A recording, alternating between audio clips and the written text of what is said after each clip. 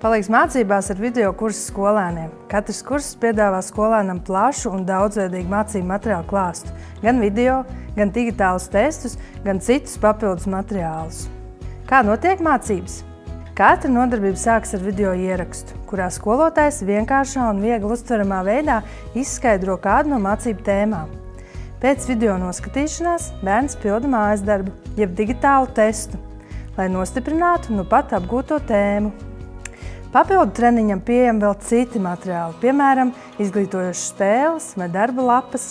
Saskaitīšana vai reizināšana bērns var mācīties arī aizraujoši, risinot dažādus piemērus ar interesantas spēles palīdzību vai, piemēram, vācu valodu apgūt caur darba lapu pildīšanu, kur apkopot jaunie vārdiņi un citi saistoši uzdevumi.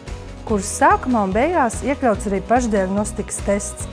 Tas ir lielisks veids, kas gan skolēnam pašam, gan vecākam dod ieskatu, kā bērnam veicas mācībās un kā rezultāti uzlabojušies pēc video kursa apgūves.